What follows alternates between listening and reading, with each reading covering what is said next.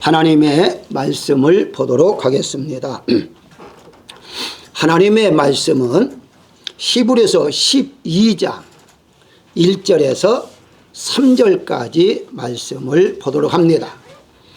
하나님의 말씀은 히브리서 12장 1절부터 3절까지입니다.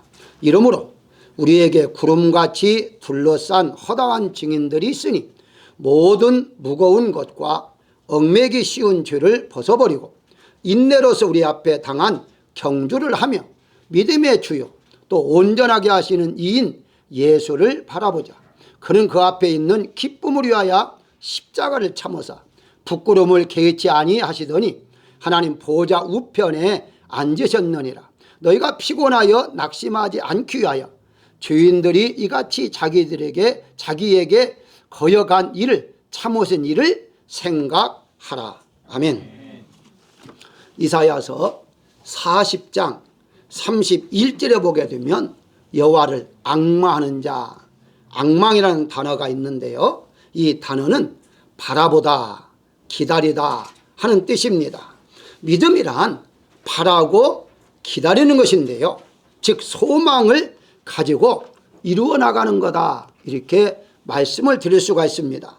본문의 2절에 보면 믿음의 주요 온전케 하시는 예수님을 바라보다 라고 말씀하고 있는데요, 이제 우리에게 하나님께서는 2021년도의 해를 우리에게 허락했습니다. 이렇게 주어진 시간들을 올해 한 해 동안 각자 이루고자 하는 소원들이 있을 것인데 그 모든 소원들이 예수님을 바라봄으로 이루어지기를 원하고요. 시편 20장 4절에 보게 되면 내 마음의 소원대로 허락하시고 내 모든 계획을 이루어 주시기를 원하노라 라고 말씀하시므로 바로 하나님께서 우리가 가지고 있는 마음의 소원, 우리가 가지고 있는 계획, 이런 것들을 이루어 주신다라고 약속하고 있습니다. 따라서 올해 한 해 동안 여러분들의 소원과 계획이 주 안에서 이루어지는 한 해가 되시기를 주의 이름으로 축원합니다. 세상 사람들은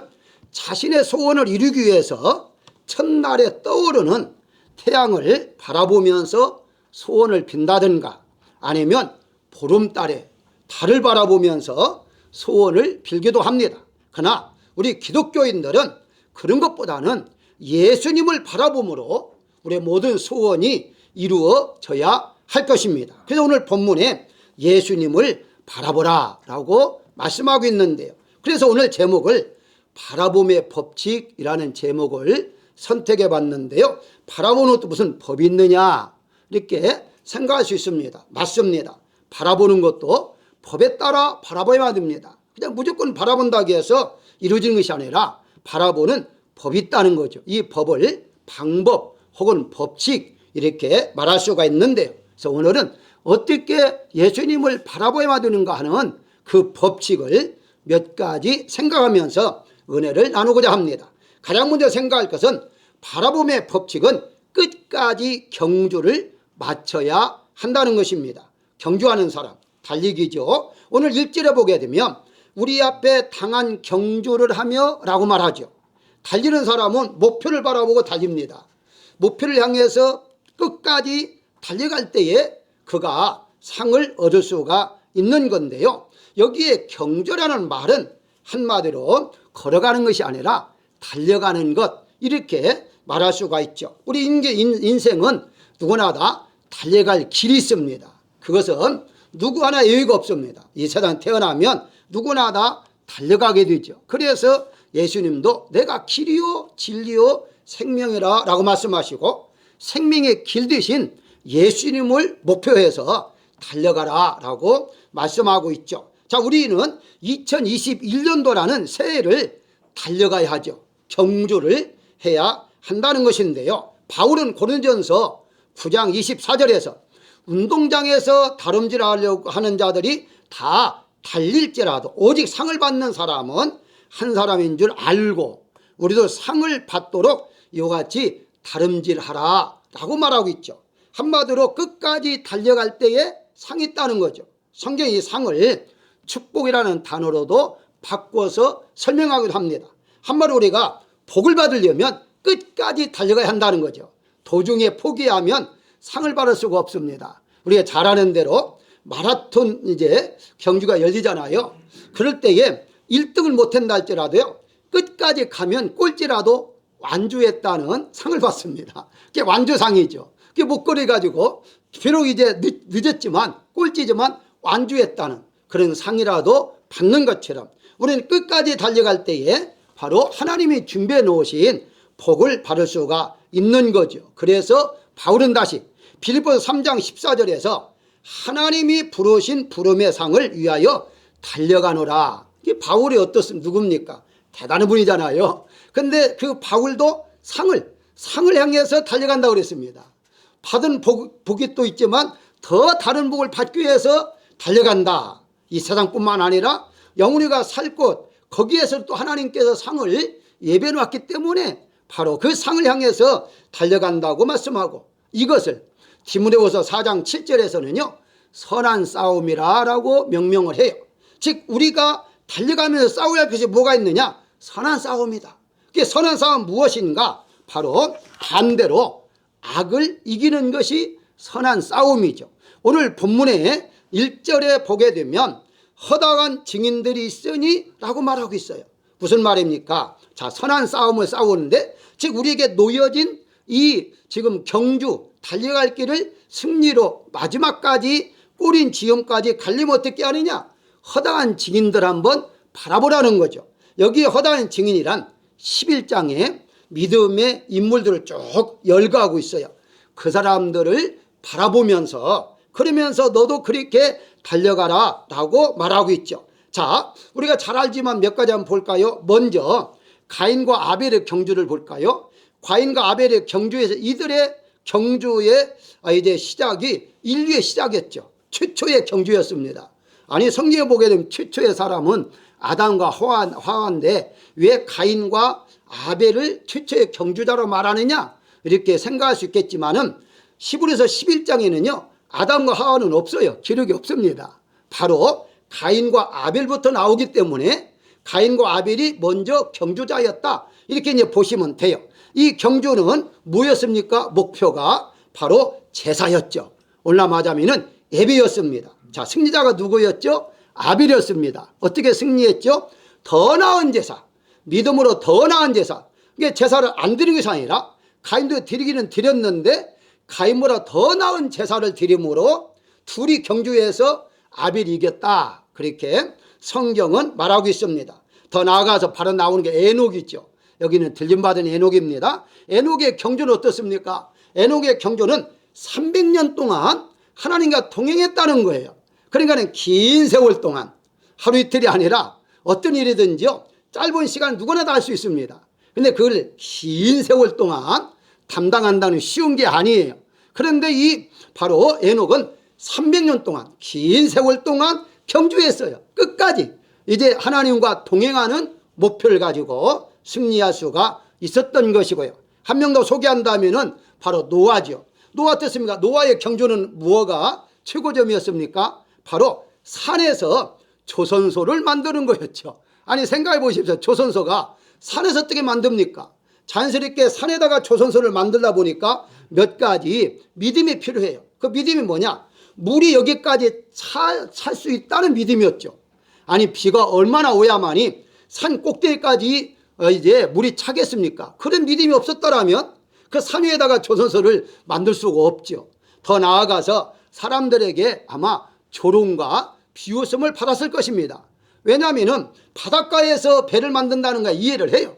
그런데 어떻게 산에서 이 배를 만드는가? 아마 조롱도 받았을 거예요.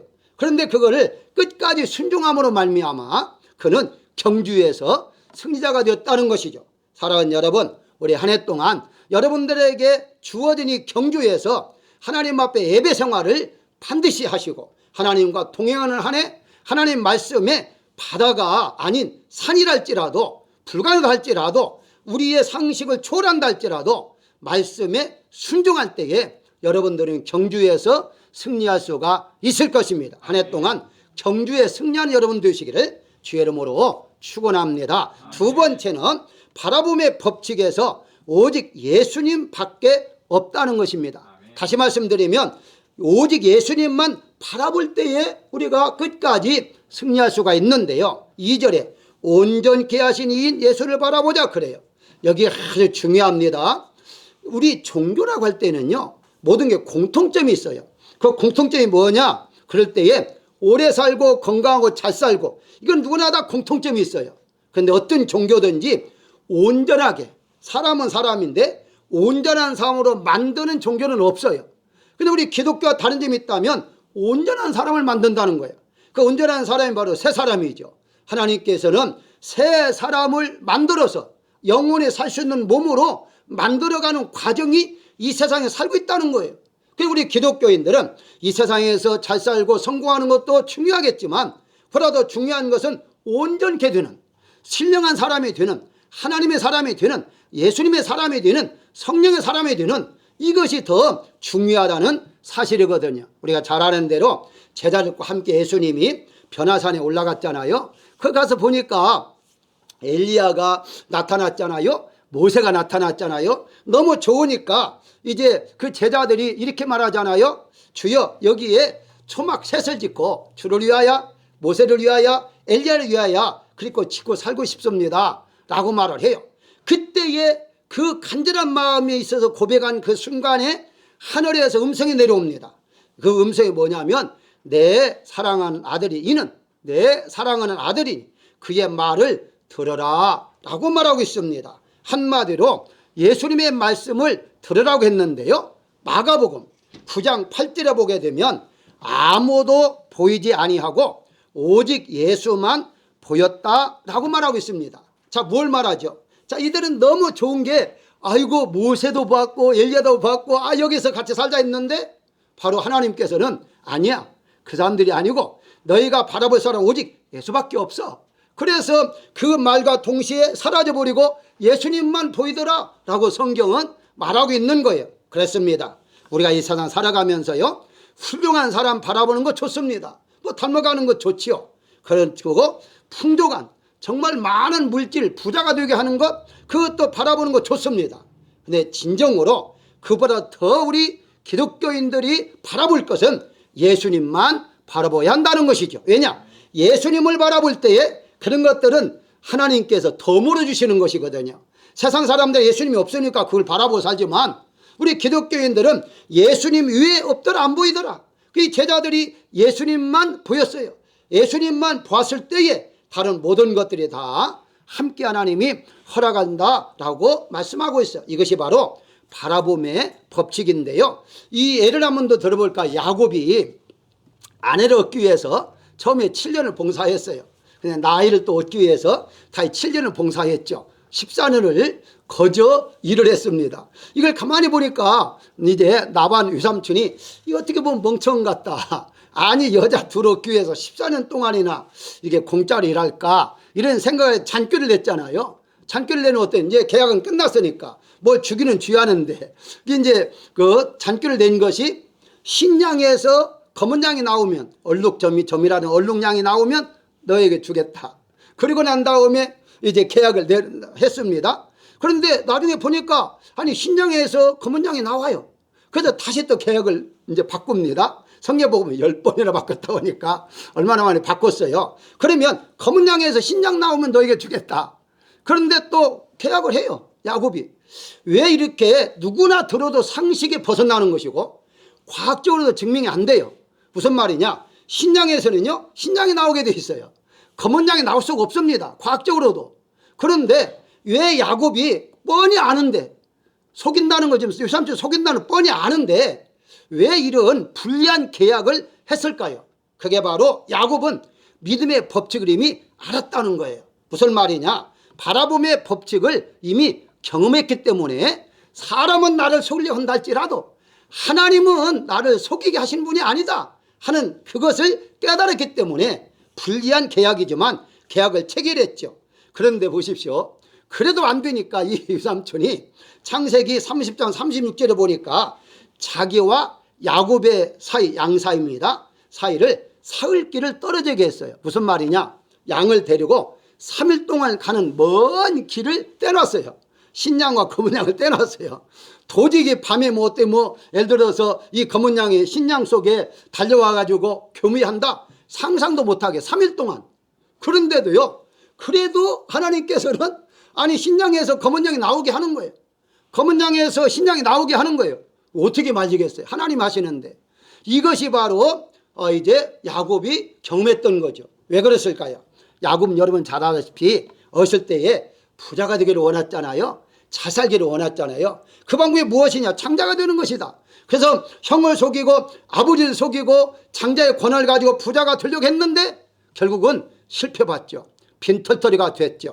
이때 깨달은 것이 인간의 힘으로 하는 것이 아니구나. 인간의 노력도 필요하겠지만 그것이 다가 아니구나 하는 것을 이 야곱은 깨달았기 때문에 그래 유삼촌 어떻게 계약하든지 관계없습니다. 결국은 하나님 하시는 겁니다. 여러분 알다시피 결국은 어떻습니까? 야곱이 고백하잖아요. 하나님이 너에게 복을 줬다고 고백하잖아요. 그 라반의 이제 아들들은 자기 아버지 양을 빼앗아 갔다고 막 공격해 왔는데 아버지가 고백하잖아요. 맞다. 하나님이 하셨다. 왜냐하면 인정하지 않을 수가 없는 게 신양에서 검은 양이 나오는데 어떻게 인정을 않겠어요? 할 수밖에 없는 환경을 하나님이 만들었다는 사실이에요. 이 야곱이 그 바라봄의 법칙을 언제부터 깨달았느냐? 창세기 31장 11절에 보게 되면 꿈에 하나님의 사자가 야곱에게 점 있는 것, 아롱진 것 있게 하심을 보여줬어요. 그러니까 계약을 한 다음에 본인도 조금 아마 이거 내가 멍청한 짓을 했지 않나 이런 생각을 가질 수 있을 것 아닙니까? 도저히 이건 이제 상식이 벗어난 일인데 근데 하나님께서 확신을 갖게 하기 위해서 꿈에 사자를 나타나게 해서 검은 양들이 신양과 교미하는 걸 보여준 거예요. 맞다 됐다. 그래서 여기에 확신을 가지고 열심히 시간을 기다리고 있었다는 사실이거든요. 그렇습니다. 하나님께서는 야곱에게 환경을 보지 않게 하시고 야곱 역시 야곱 입장에서 일반적인 상식도 믿지 아니하고 과학적인 학설도 믿지 아니하고 오직 하나님만 바라봄으로 바라봄의 법칙을 통하여 놀라운 역사를 경험할 수가 있었습니다. 그렇다고 해서 여러분들 환경을 무시하거나 과학을 이제 무시하거나 믿지 말거나 상식을 버려라는 뜻은 아닙니다. 바로 야곱이 했던 것은 그런 것도 중요하지만 가장 중요한 것은 하나님을 바라볼 때에 하나님이 하신다는 말이지 그걸 무시하고 사는 말은 아닙니다. 우리가 이 세상 살아가면서 세상 법도 무시하고 살아가면 살 수가 없어요. 세상 법도 쫓아야 됩니다. 자연의 법을 쫓아서 밤에 되면 잠을 자고 낮에 되면 일을 해야 됩니다. 만약에 밤낮이 바꿔지면요 몸이 그렇게 건강하지 못해요. 그러니까 자연의 법칙도 따라야겠지만 야곱이 자연의 법칙을 무시한 것이 아니라 바로 하나님의 법, 바라봄의 법, 하나님만 앙망하면 하나님만 바라보면 하나님이 하신다는 믿음의 법에 따라서 그가 했기 때문에 가능했다라고 말할 수가 있는 것이거든요. 바울도 빌립보서 2장 13절에서 너희 안에 행하시는 이는 하나님이시다 라고 말하고 있어요. 우리 안에서 행하시는 누구냐? 하나님이시다는 거예요. 그러면서 이어서 말씀하시기를 너에게 소원을 두고 행하신다라고 그래요. 자, 얼마나 좋습니까? 내가 소원이 없다 할지라도요 하나님은 소원을 준다는 거예요. 나에게 이런 소망을 갖게 한다는 거예요. 너는 이런 소망을 가져라. 내가 이루겠다. 네가 갖는 것이 아니라 내가 이루기 위해서 너에게 소망을 갖게 하겠다라고 지금 말씀하고 그 안에서 이루어 가신다는 것이죠. 그래서 시편 121장 1절에서 이렇게 말합니다. 나의 도움이 어디서 올까? 나의 도움은 천지를 지으신 여호와께서 오는도다 라고 말하고 있는 것입니다. 우리가 실제로 살아갈 때에는요 인간의 방법이 또 있어야만 되겠죠. 인간의 지식도 필요하겠죠. 이런 수단 방법이 필요하겠죠. 그런데 최종적으로는 하나님이십니다. 예수님이십니다. 예수님이 허락하면 되는 것이고요 허락하지 않으면 안 되는 거예요. 그렇기 때문에 나반이 그렇게 잔기를 해서 이런저런 방법을 많이 했지만 결국은 하나님은 야곱 편이었다는 거죠. 왜 그랬을까요? 나반은 인간적인 방법을 사용했지만 야곱은 하나님의 방법인 바라봄의 법칙을 사용했기 때문에 가능한 것입니다. 올해 한 해 동안 여러분들은 야곱처럼 하나님의 법, 즉 믿음의 법에 따라 바라봄의 법칙을 통해서 승리하는 한 해가 되시기를 주의 이름으로 축원합니다. 세 번째는 바라봄의 법칙은 오직 성경적이어야 한다는 것입니다. 무슨 말입니까? 2절에 다시 봅니다. 십자가를 참으사 부끄러움을 게으치 아니하시든지라고 말을 해요. 자, 이 말씀을 잘 한번 되새겨보게 되면요, 일반적인 종교, 모든 종교는 고난을 싫어합니다. 고통을 싫어해요. 그리고 평탄한 길, 순탄한 길, 이런 것만 바라봅니다. 형통이죠. 만사형통이죠. 자, 좋습니다. 그렇지만 바로 예수님께서도요, 그것만이 진리라고 했다면 십자가에 지지 않고 그냥 편안하게, 예수님 누구시? 하나님이시잖아요. 하나님이 얼마든지 다른 방법으로도 십자가를 지지 않고도 할 수 있었을 거예요. 우리 믿는 사람은 믿자마자 모두가 다 평탄한 길로 가게 하고 고통은 전혀 없게도 하실 수 있을 것이다, 이 말이에요. 그럼에도 불구하고 우리 믿는 사람들이 때로는 순탄한 길도 있지만 때로는 고난의 길이요, 때로는 어려운 길을 걸어갈 때도 있다, 이 말이죠. 왜 그럴까요? 그런 것을 통해서 지금 십자가를 참으사 부끄러움, 십자가는 고통이지만 부끄러움을 개치 아니하셨다, 이걸로 통해서 죽음을 통하여 새로운 새 생명을 얻을 수 있다는 사실을 하나님을 아셨기 때문에 가능했다는 것이죠. 무슨 말이냐? 성경에 보게 되면 고난은 유익이라고 말을 하고요, 고난 다음에 영광이라고 바울은 여러 번 설명하고 있습니다. 무슨 말입니까? 우리 기독교인 입장에서는 순탄한 것도 복이지만 혹시 어렵고 힘든 일이 있달지라도 그건 어렵고 힘든 일이 아니라는 사실을 우리가 알아야 할 것입니다. 뭐가 이제 다르냐 하는 것은요, 일반 사람들은 복을 받으려고 하죠.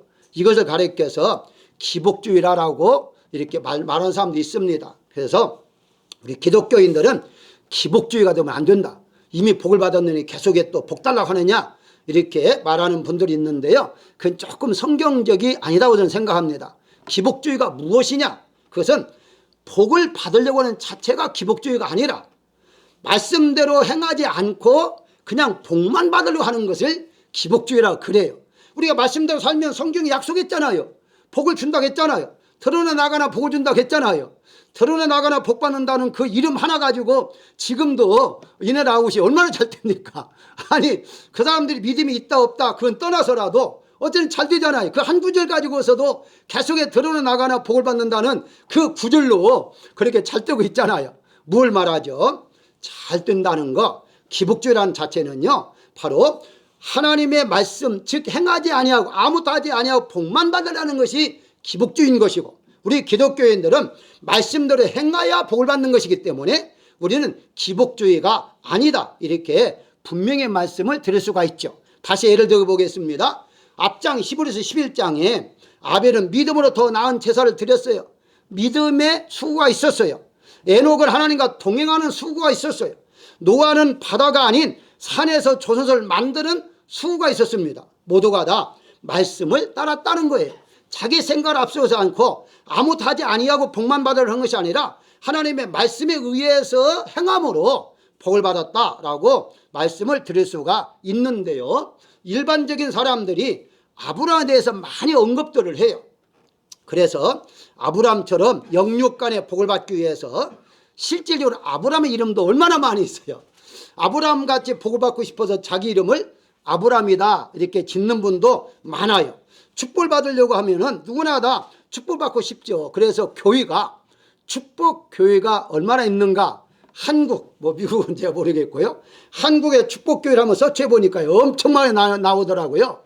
그런데 축복보다도 또 새 축복이라는 교회도 있더라고요. 축복은 축복인데 새로운 축복을 받자. 근데 그게요, 한두 개 교회가 아니에요. 새 축복이라는 교회도 엄청 많더라고요. 이런 것을 무엇을 의미합니까? 복을 받고자 하는 마음이 있다, 이 말이거든요. 그러니까 누구나 다 하나님 앞에 복을 받고 싶은 마음은 누구나 있죠. 그래서 새해가 다가오게 되면 축복을 받으려고 여러 가지 이제 뭐 점도 쳐보기도 하고 여러 가지 방법들을 동원하기도 하죠. 자, 그러면서 일부의 목회자들이 복만 받으려고 하지 말아라 하면서 바라봄의 법칙에 대해서 부정적으로 말하는 분이 있습니다. 그리고 이제 이것을 긍정적으로 말하는 분이 있는데요, 저는 왜 부정적으로 말하는가에 대해서 잠깐 성경적으로 제가 여러분들에게 설명하고자 합니다. 이 바라봄의 축복이라는 그 자체가 부정적으로 말하는 것은 무엇이냐 하는 것은 이 아브라함이 이 어떤 비전을 가지고 그때 자기가 믿음의 조상이 되겠다, 가나안 땅을 자기 것으로 삼아서 나라를 이루겠다, 이런 비전을 가졌기 때문에 이루어졌다라고 말하는 것 자체를 부정적으로 보는 거예요. 왜 그럴까요? 성경에는 그게 없거든요. 그래서 일반적인 심리학에서 이렇게 바라보라, 소원을 가져라. 그래서 유명한 어떤 이제 목회자는 그런 이제 말을 하잖아요. 우리가 그림을 그리더라도 먼저 호랑이를 그리다 잘못되면 바로 고양이가 되고, 고양이를 그리다 잘못되면 쥐가 된다. 그러니까 저 처음부터 큰 꿈을 가져야 한다, 이런 말을 하잖아요. 언뜻 듣기에는 맞는 말이에요. 틀린 말이 아니에요. 근데 성경에서 그렇게 말을 하게 되면 잘못됐다 이 말이에요. 무슨 말이냐? 그렇게 가지라는 것은 좋지만 성경이 그렇게 말했다는 말은 잘못됐다는 거예요. 무슨 말이냐? 아브라함이요, 여러분들 성경에 보게 되면요, 원래 하란에 있을 때에 그 하란 전부터 이제 메소포타미아 거기에 있었잖아요. 원래 거기에 우르라는 지역에 있을 때부터 꿈을 가진 사람이 아니에요. 자기가 믿음의 조상이 되겠다는 사람이 아니었어요. 어느 날 하나님이 부르신 거예요. 불러 나오라. 그리고 이제 하란까지 왔고, 하란에서 다시 또 이제 하나님이 부르시는 것이 창세기 12장이었죠. 자, 12장 한 구절만 제가 여러분들 소개를 합니다. 자, 창세기 12장 1절에 보게 되면 고향과 친척집을 떠나라 하시면서 내게 보여줄 땅이라 라고 말을 해요. 보여준 땅이 아닙니다. 네가 지금 꿈꾸는 비전을 가지고 있는 그런 땅을 보여줄 것이다 아니에요. 아직 아브라함은 보지도 못했어요. 꿈도 못 꾸었어요. 보여줄 땅입니다. 하나님께 보여줄 땅을 가라, 내가 인도하겠다 라고 지금 말하고 있는 거예요. 다시 말씀드리면 이 꿈이라는 것은 하나님이 우리에게 비전을 주심으로 하나님이 이루어 가시는 것이지, 내가 무엇을 원하고 바라는 것을 그것만 이루기 위해 하나님 믿는다, 이게 아니다는 사실을 분명히 알아야 됩니다. 그래서 세상적인 비전과 하나님 믿는 비전이 다른 점이 있다면, 세상적인 비전은 자기가 원하는 대로 되는 게 세상적인 비전이에요. 그러니까 꿈을 꾸고 뭐 대통령이 되겠다, 뭐가 되겠다 하는 것이고, 우리 바라봄의 법칙에서는 내가 원하는 것이 아니라 하나님이 원하시는 거예요. 그게 아브라함이 전혀 그런 마음이 없었지만 하나님이 원하셔서 불렀어요. 부르고 난 다음에 나오라 해서 나오게 하시고, 내가 너를 복의 근원이 되게 하겠다, 그리고 많은 자녀를 주겠다, 그리고 나라를 이루겠다 라고 말씀하고 있어요. 그게 하나님의 역사를 이뤄나감에 있어서 우리가 비전을 거기에 두는 것이지, 내가 성공하고 내가 잘나고 내가 어떤 세상에서 이름내고 이런 것이 비전이 아니다는 사실을 우리가 분명히 알아야 한다는 것입니다. 그래서 이제 그 롯이 아브라함을 떠났잖아요. 내용은 이미 다 아시기 때문에. 떠날 때에 롯이 어떻습니까? 좋은 땅을 선택했죠. 그런데 아브라함이 창세기 13장 14절을 보고 있으니까 하나님께서 내게 보이는 땅을 주겠다 했잖아요. 그 보이는 땅이 어떻습니까? 기름진 땅이 아니었어요. 이 아브라함에게 보이는 땅은 네가 종과 흉, 그러니까 가로 세로로 다녀봐라, 보이는 땅을 다 주겠다 할 때는요, 좋은 땅을 이미 롯이 차지하고 먼 곳이 차지해 갔고, 보이는 땅은 그 좋은 땅, 기름진 땅이 아니었어요. 만약에 원래부터 이 아브라함이 꿈을 가지고 부자가 되겠다, 큰 땅을 이루어서 나라를 세우겠다 한다면은 선택권을 롯에게 먼저 주지 않습니다. 바로 롯에게 먼저 주지 않고 자기가 먼저 차지하겠죠. 그리고 너는 나 때문에 왔지 않느냐, 그러니까 나 때문에 이렇게 사는 것도 덤으로 사느니까 너 고맙다고 생각한다, 이렇게 말했을 거예요. 그런데 어떻습니까? 좋은 땅을 차지하게 하고, 험한 땅이지만 그 땅을 바라본 게 아니잖아요. 어떤 땅이든 하나님 하시면 되는 것이기 때문에 아브라함은 원래부터 꿈이 있었던 것이 아니라 하나님이 불러서 꿈을 주었다는 사실이에요. 그 때문에 우리는 꿈이 없다 있다가 중요한 것이 아니라 하나님 우리에게 꿈을 주셔서 여러분을 불러주시고 올해 한 해도 새로운 한 해를 주신 것은 하나님의 계획 속에 무언가 꿈을 이루기 위해서 지금 이 한 해를 여러분들에게 허락했다는 사실을 믿어야 한다는 것입니다. 만약에 그런 꿈을 이룰 것이 없다면 아마 하나님은 여러분들에게 이 세상에 존재하지 않게 하실 거예요. 아마. 그런데 지금 존재하게 하는 것은 뭔가 더 이루어갈 하나님의 뜻을 이뤄나갈 것이 있기 때문에 올해 한 해를 우리에게 주신 것이다, 이렇게 믿으시길 바라고요. 마지막에 바라봄의 법칙은 낙심 없는 믿음을 가지고 있어야 한다는 것인데요. 다시 3절입니다. 너희가 피곤하여 낙심하지 않기 위하여 라고 말합니다. 인간은 누구나 다 힘들고 어려우면요, 걱정과 근심이 생기게 되고 뭔가 포기하고자 하는 마음이 생깁니다. 낙심하게 되고 절망하게 되죠. 그런데 이럴 때에 우리 하나님께서는 예수님을 바라보라 라고 말하고 있죠. 예수님을 바라볼 때에 낙심된 마음이, 절망된 마음이 바꿔진다는 사실을 볼 수가 있어요. 여기에도 예를 하나 더 볼까요? 나오미, 우리가 너무나 잘 알잖아요. 나오미가 이스라엘에 흉년이 들잖아요. 더 이상 살기가 어려우니까 잘 살고 싶어서 외국으로 이민 갑니다.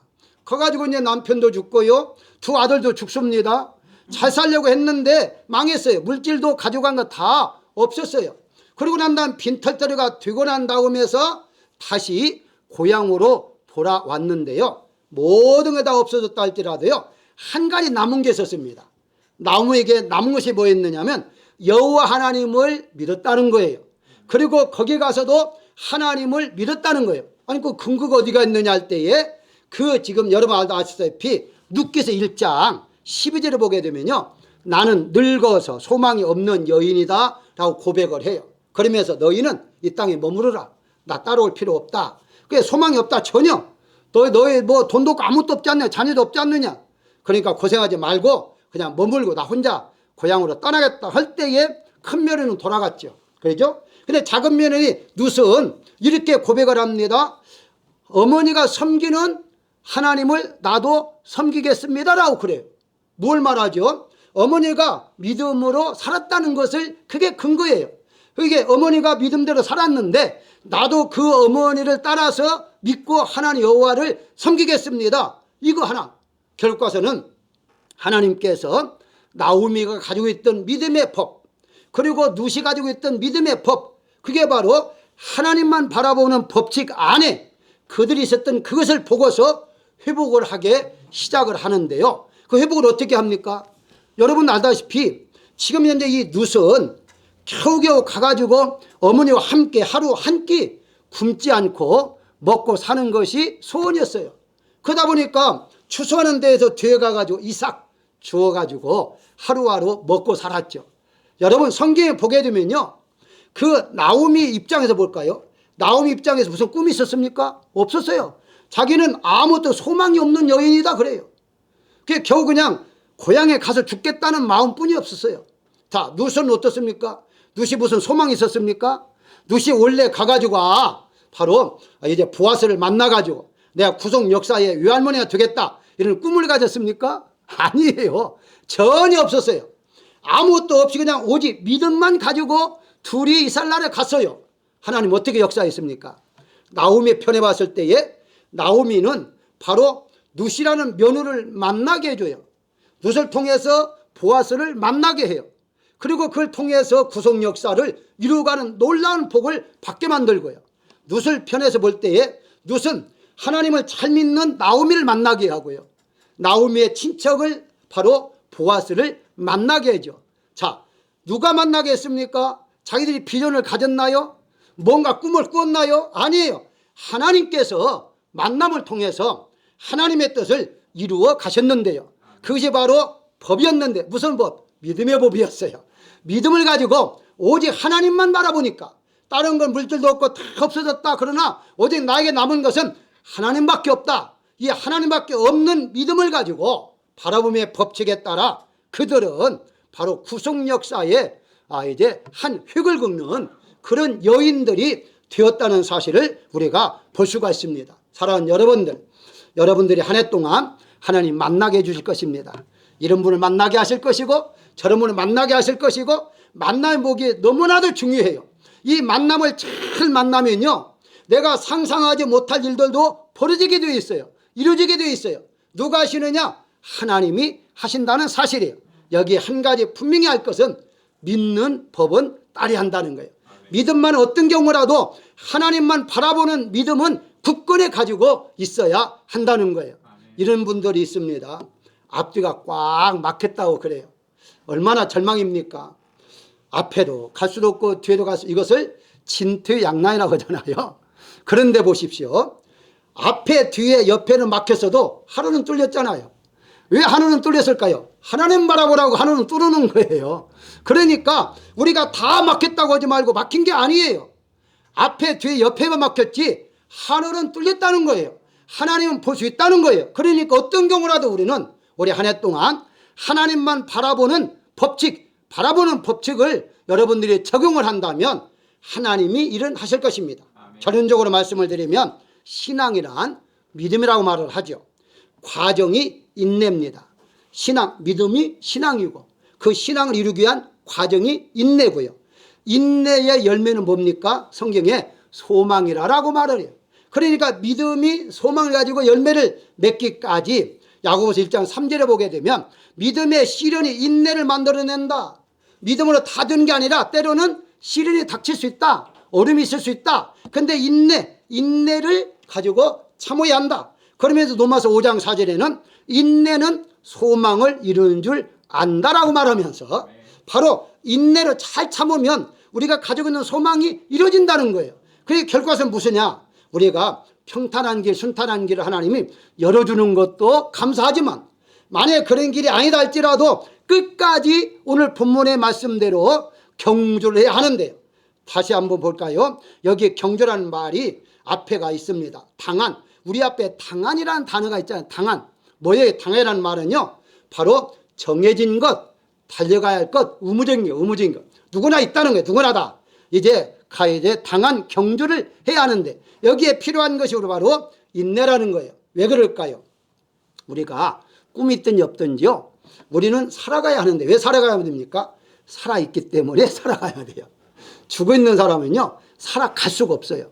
그럼 올해 한 해 동안 우리가 살아감에 있어서 반드시 필요한 것이 믿음이며 거기에 따른 과정의 인내며 그 인내를 잘 참으면 마지막 12월 달에 가서 내가 원했던 소망, 하나님 주셨던 소망, 소원들이 열매로 나타날 수 있다는 사실입니다. 그래서 오늘 첫 주 시작이 바로 예수님만 바라보십시오. 예수님만 바라보는 법칙을 통해서 마지막 12월 달에 가서 여러분들이 간증거리와 증거가 되는 한 해가 되시기를 주의 이름으로 축원합니다.